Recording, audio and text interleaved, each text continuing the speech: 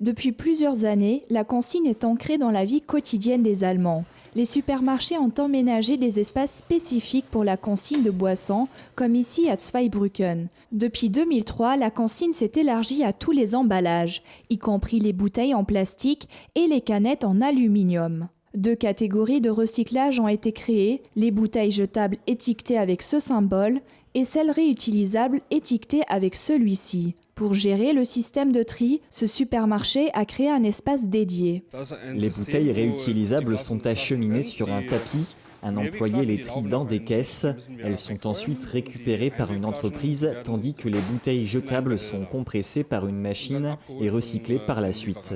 Les bouteilles réutilisables peuvent être remplies entre 40 et 90 fois, mais ne sont aujourd'hui recyclées qu'à 52%. Cela est dû principalement aux magasins discount qui misent exclusivement sur les bouteilles jetables.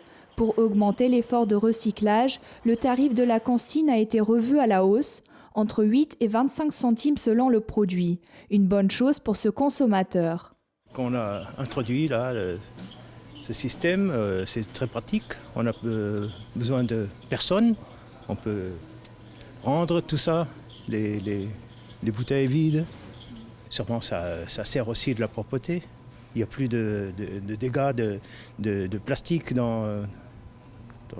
dehors, quoi.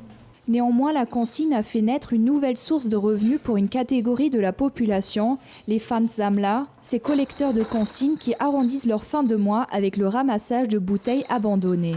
En France, le système de consigne a été abandonné dans les années 70. Aujourd'hui, sur 300 000 tonnes de bouteilles plastiques, seulement la moitié est recyclée. Un supermarché bichois vient d'installer une machine à collecter les bouteilles en plastique sur son parking. Démarche écologique, mais aussi économique. D'une part, on a toujours un sens du développement écologique, bien entendu, parce qu'on pollue en vendant des contenants plastiques. Donc d'avoir une démarche, ça nous montre un geste citoyen et écologique. Mais également, on n'est pas philanthrope non plus. Nous sommes également dans une démarche de vouloir séduire un maximum de clients. Notre zone de chalandise aujourd'hui est aux alentours de 5 km autour de l'Intermarché de Bitche. On espère, en ayant un système pour monnayer le plastique, de les faire venir d'un peu plus loin.